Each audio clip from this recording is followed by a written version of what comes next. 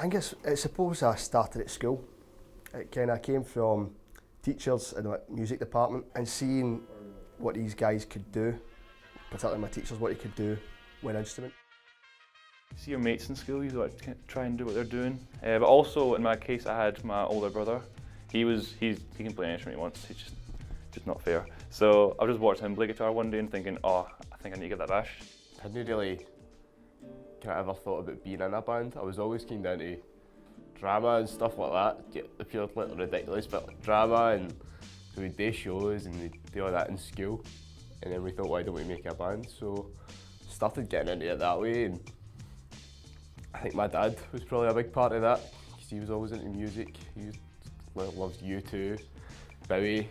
That was what really kind of kick-started my appeal for music. For me, it was really like my mum and my dad. I grew up listening to vinyl. I grew up with bands like The Who, The Jam, The Kinks. And I think that's what really kind of kicked it off for me. Started talking to my mates in school, forming a band, just jamming, just playing the worst covers known to man. It was just horrible, truth be told. It would be my dad, probably. So I started playing when I was really young. Maybe I was like 7 or something like that. Played for a couple of years. Started again when I was 13. Then I started feeling, yeah, this is what I should be doing, right? My first gig was in a place called Ivory Blacks. We were probably about 12 or 13, so we were quite young. First gig was Clyde 1 competition, Battle of the Bands type deal, and it was awful. That was the one experience that really put me off music altogether. It kind of motivated me, instilled this kind of intrinsic desire to get better and to always have that in my mind. I'll still do gigs. It was terrifying, truth be told. What really inspired me was I was watching the Smiths on YouTube, and it was Johnny Marr playing This Charming Man. I'm looking going, that's it. I'm going to learn that. I sat every night, 2-3 hours at a time. Got to the point where your fingers are bleeding. It's agony, it's absolute agony. And then one day, that riff came to me and I felt quite good. And through that, getting into guys like Chuck Berry, who's passed away a couple of days ago, the first song that I learned properly on the guitar like that was Johnny Be Good. I realised if I'm going to progress as a guitarist here, I need to move into other genres I might not listen to.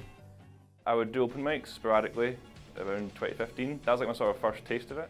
After high school, I'd maybe do like a little acoustic thing here or there. I was kind of enjoying that more and more, and then thinking, oh, let's get a band going. So first big band gig would have been last year at the Record Factory in October. And it was pretty special actually. I mean, it's a tiny venue in the West End, but it's a really great setup all around it. I think the most appealing thing about the Glasgow music scene is the wide variety of music that you can find in Glasgow. My mate Kev, he's into jazz. There's a lot of jazz going on in Glasgow. He goes in on Tuesday nights and there's kind of round circles, and you can go in, you can get a jam. It's pretty friendly that way. I like how it's a closed unit, it's a family. You've got friends, drinking buddies, a girlfriend and a boyfriend, and a band with a best mate. You've got some bands, you've got brothers and sisters. You've got some bands where you've got cousins. It could be like, you know, rock, indie, garage, anything really. I mean, that's sort of the really nice part of Glasgow. So it's like a mixture of compactness and variety, which I think are the two main facets of Glasgow. There's always a sort of great underground scene which you don't see in the face of it, but once you start going to these pubs and start going to these clubs and you meet these people, you just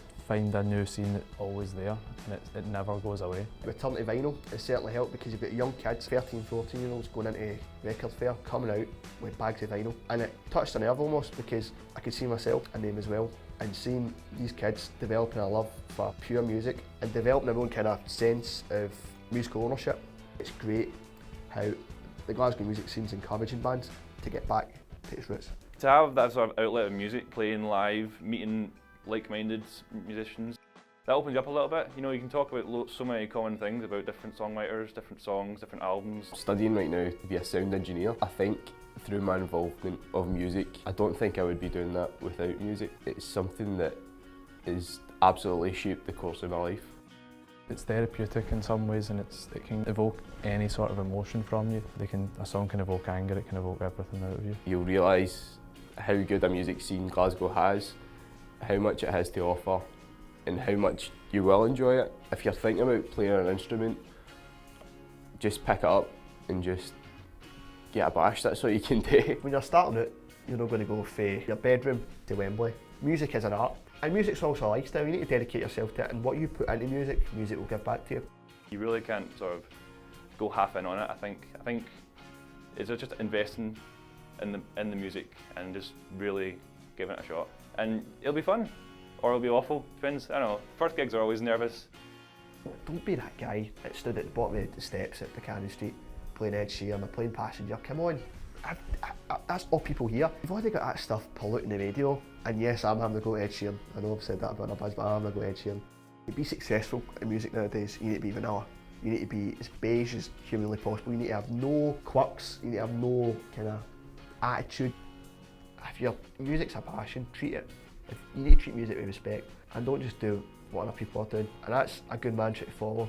You're selling yourself. You're selling your image. Make your image memorable. That's what I can really say. Just make sure that you're standing out for the crowd.